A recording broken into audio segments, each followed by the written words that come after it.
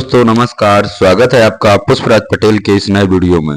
दोस्तों यह वीडियो जो 12th के बच्चे हैं जो अभी पास कर रहे हैं या पास हो चुके हैं और बीएससी नर्सिंग एएनएम जेएनएम यानी कि पैरामेडिकल के कोर्स करने वाले हैं, उनके लिए यह वीडियो बेहद जरूरी होने वाला है। क्योंकि यूपी के अंदर आपका एंट्रेंस एग्जाम यानी कि पेपर देने के बाद ही आप इन कोर्सेज में एडमिशन ले सकते हैं। और आप लोगों को क्यों सावधान होना चाहिए इन कोर्स के करने के पहले, या बीएससी नर्सिंग एएनएम जेएनएम करने के बाद प्राइवेट सेक्टर या गवर्नमेंट सेक्टर में आपको किस तरीके की जॉब मिलने वाली है, करियर अपॉर्चुनिटी क्या होने वाली है, इसके बारे में यह पूरा वीडियो होने वाला है। तो चैनल पर अगर नए हैं तो चैनल को लाइक करें, सब्सक्राइब करें और घंटा वाला बटन जरूर दबाएं ताकि मिलती रहे लेटेस्ट अपडेट आपको सबसे पहले। चलिए चलते हैं वीडियो की तरफ और जान लेते हैं पूरी जानकारी। इससे पहले मैं आपको बता दूं, उत्तर प्रदेश में यूपी सीनेट के नाम से बीएससी नर्सिंग का एंट्रेंस एग्जाम होता है, जिसकी फॉर्म डेट ऑलरेडी चल रही है। एग्जाम डेट और सारी चीजों के बारे में मैंने विस्तृत जानकारी आपको इसके पहले दी हुई थी, ये आप देख सकते हैं। एएमयू का अटल बिहारी वाजपेयी का ऑलरेडी होता है। आवेदन की तिथि, अंतिम तिथि और प्रवेश परीक्षा कौन कौन दे सकता है, इसके बारे में ऑलरेडी कितना फीस है, इसके बारे में मैंने ऑलरेडी एक वीडियो अपने यूट्यूब चैनल पुष्पराज पटेल पे ही बना के डाला हुआ है, तो आप उसको जाके देख सकते हैं। मैं यहाँ पे आज डिस्कस कर देता हूं कि जेएनएम और एएनएम के लिए जो एंट्रेंस एग्जाम अब लागू हुआ है उसके बारे में आपको जानकारी दे देता हूं। तो यूपी जेएनएम एंट्रेंस एग्जाम के लिए जो एंट्रेंस एग्जाम आया है उसमें से मिनिमम आपको 10+2 होना जरूरी है, वो भी 40% मार्क के साथ। इंग्लिश में एटलीस्ट 40% होना चाहिए, इंक्लूडेड वोकेशनल एएनएम के लिए। और जो जेएनएम का कोर्स है वो आपका 3 साल का टोटल कोर्स होने वाला है, यानी कि एएनएम और जेएनएम आपका ऑलरेडी 3 साल के कोर्स हैं और वो 3 ही साल के रहने वाले हैं। एलिजिबिलिटी क्राइटेरिया क्या होने वाली है, इंपॉर्टेंट डेट क्या है, इसके बारे में बता दूं। आपका ऑनलाइन जो शुरू हो रहा है वो 2 अप्रैल से शुरू हो चुका है। लास्ट डेट इसकी 14 मई रखी गई है और इसमें से लास्ट डेट ऑनलाइन की भी 14 रखी गई है, अप्लाई करने की भी, पेमेंट की भी 14 और ऑनलाइन करने की भी 14 रखी गई है। यानी कि 14 तारीख तक आपको फॉर्म भर के पेमेंट कर देना है, उसके पहले भी कर दीजिएगा बेटर रहेगा। करेक्शन की डेट, आप जो फॉर्म में कुछ भी गलत हो गया है उसको करेक्शन करने के लिए 7 तारीख 14 तक कर सकते हैं, यानी कि 14 मई तक आप कर सकते हैं। इसके बाद 7 से 14 मई तक एग्जाम डेट आपका 11 जून होने वाला है। इस चीज का आपको बेहद ध्यान रखना है कि आपके पास कम समय है, तो तैयारी आपको अच्छे से अभी शुरू कर देना है अगर इसी के लिए आप सोच रहे हैं। एडमिट कार्ड आपका 4 जून को अवेलेबल हो जाएगा, ऑफिशियल वेबसाइट में ही अवेलेबल होगा।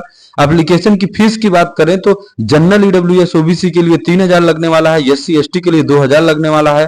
क्रेडिट कार्ड, डेबिट कार्ड और इन सब चीजों से आप भर सकते हैं। और एज जो है मिनिमम आपकी 17 साल एज होनी ही चाहिए, इस चीज का भी बेहद ध्यान रखना है। आप अपने आधार कार्ड से या 10th की मार्कशीट से चेक कर सकते हैं। कंडक्ट कौन करा रहा है इसको, तो कंडक्ट करा रहा है अटल बिहारी वाजपेयी मेडिकल यूनिवर्सिटी जो उत्तर प्रदेश के अंदर स्थित है, वो इसको रिलीज कर रही है नोटिफिकेशन को। और एडमिशन जो है यूपी जेएनएम एंट्रेंस टेस्ट, जिसको शॉर्टकट में यूपी जीईटी के नाम से जाना जाता है। जी हाँ, दोबारा मैं रिपीट कर दूं, यूपी जीईटी के नाम से जेएनएम एंट्रेंस एग्जाम कंडक्ट हो रहा है। और इसके बारे में लगभग मैंने जानकारी आपको दे ही दी है। इसके अगर फिर भी कोई सवाल आपका रह जाता है तो कमेंट बॉक्स आपके लिए खुला है, उस पर जरूर कमेंट करिएगा। अब मैं आपको बता दूं कि क्यों सावधान हो जाना चाहिए और आपका एएनएम जेएनएम बीएससी नर्सिंग से क्या फ्यूचर होने वाला है। तो आपको करने के पहले ये चीज की जानकारी होना चाहिए कि बीएससी नर्सिंग ऑलरेडी 4 साल का कोर्स है, एएनएम जेएनएम 3 साल का आपका कोर्स है और इसपे से आपका 2 अपॉर्चुनिटी आपको मिलती है। एक तो ये प्राइवेट सेक्टर में बहुत कम रुपए में जॉब, और मैं बता दूं बीएससी नर्सिंग वाले 4 साल का कोर्स जरूर करते हैं, लेकिन एएनएम और जेएनएम वाले उनका रेट मार्केट में ऑलरेडी डाउन कर देते हैं। क्यों?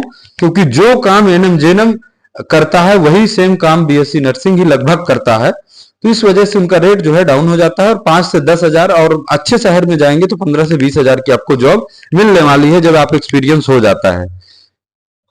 तो प्राइवेट सेक्टर में आपका ये हो गया। इसके बाद सरकारी में जब वैकेंसी आती है, आने के बाद आप उसका तैयारी करिए, कंपटीशन फाइट करिए और यूपी के अंदर तो बहुत सारे पछड़ेबाजी है। उनसे बचने के लिए आपके पास बेस्ट ऑप्शन के रूप में और भी पैरामेडिकल के कोर्स अवेलेबल है, जिसमें से इससे ज्यादा अपॉर्चुनिटी है।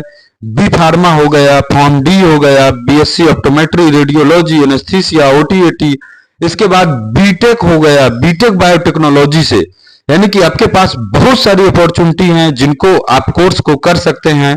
तो थोड़ा सा आपको रुकना चाहिए, क्योंकि आपके पास सरकारी और प्राइवेट के अलावा इसमें से और कोई जॉब की अपॉर्चुनिटी नहीं है। लेकिन जो अदर कोर्स पैरामेडिकल के मैं बता रहा हूं, उसमें आपके पास कम से कम 15 से 20 जॉब अपॉर्चुनिटी अवेलेबल हैं, जिनमें से बी फार्मा एक एग्जाम्पल के रूप में लेता हूं। अगर आप बी फार्मा करते हैं तो आप प्राइवेट सेक्टर में तो जॉब कर ही सकते हैं, गवर्नमेंट सेक्टर में भी आपका जॉब ओपनिंग रहता है, वहां कर सकते हैं।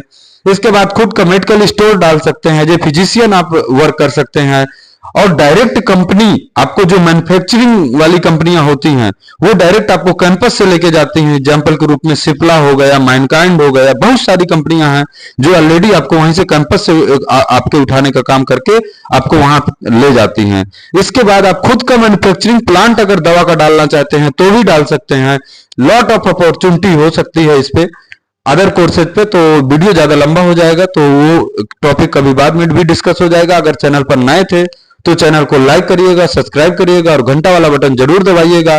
अगर आपका फ्यूचर से रिलेटेड कोई क्वेश्चन छूट गया है तो कमेंट बॉक्स में आप कमेंट जरूर करिएगा। करियर काउंसलिंग प्रोग्राम चलता है, उससे जरूर जुड़े। और डिस्क्रिप्शन में व्हाट्सएप ग्रुप का लिंक मिल जाएगा, तो वहां से जुड़ के लेटेस्ट अपडेट और अपने करियर के बारे में सबसे लेटेस्ट जानकारी पा सकते हैं। धन्यवाद। जय हिंद, जय भारत।